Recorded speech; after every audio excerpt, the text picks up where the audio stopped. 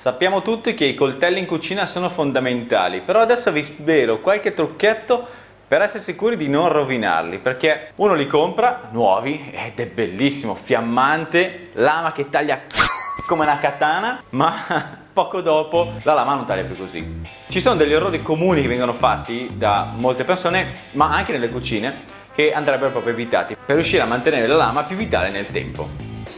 Con i coltelli a lama dritta come questo qui che vedete è importantissimo non tagliare pomodoro e limone, che sono sostanze acide che rovinano il filo del coltello. Questa è una delle cose più importanti in assoluto. Molto spesso so che tutti tagliano pomodori, limoni con tutti i coltelli. No, pomodori e limoni si tagliano col coltello a sega. Punto.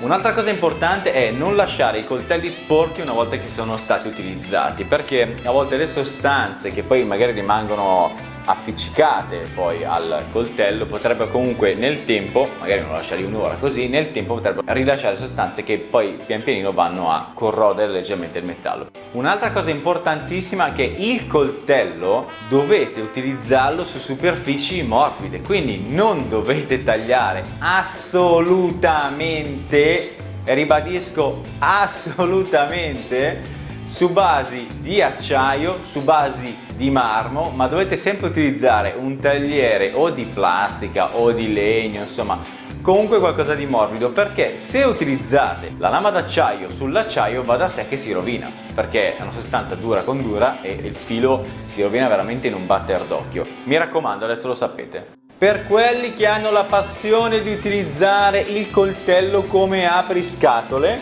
ok? Siamo nel 2017, hanno inventato gli apriscatole, quindi utilizzate l'apriscatole per piacere. La punta del coltello è una delle parti fondamentali del coltello e se la rovinate è un problema.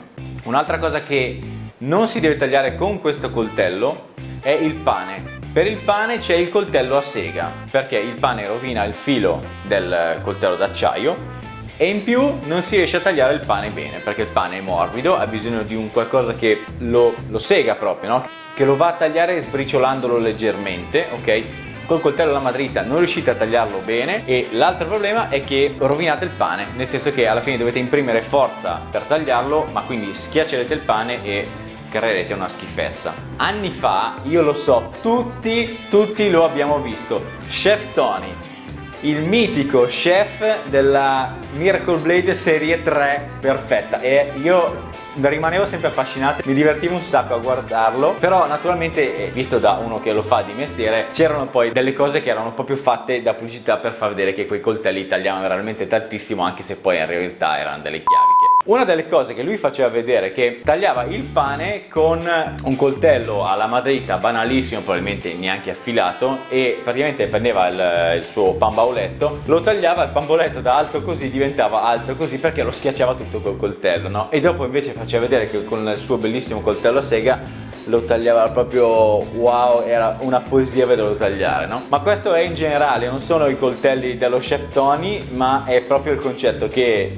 il pane va tagliato con il coltello a sega. Un'altra cosa importante è quella di non lavare i coltelli in lavastoviglie. Oggi ci sono ormai diversi acciai anche per i coltelli, ma molto spesso alcuni detergenti o brillantanti possono rovinare il filo della lama. So, perché lo so, che fa sempre molto figo fare questo gesto qua con due coltelli insieme, ok? Che non fatelo, no, cioè ve lo proibisco. Uso coltelli da tantissimo tempo e la filatura a doppia lama non serve una mazza. Per affilare il coltello si usa l'acciaino, punto, perché praticamente facendo il sistema lì del doppia lama insieme, al posto di affilare un coltello ne rovinate due contemporaneamente, quindi secondo me non è una mossa prettamente molto tattica. E poi l'ultima cosa che in tantissimi fanno e anche nelle cucine, e io proprio mi innervosisco quando vedo questa cosa qua, soprattutto se ho appena dato due colpi con l'acciarino per affilare bene la lama. Praticamente cosa succede? Tagliamo ok, sul tagliere, e dopodiché la lama la utilizziamo come paletta per spostare il cibo. Assolutamente da non fare, perché è come rovinare il filo del coltello. Il filo del coltello è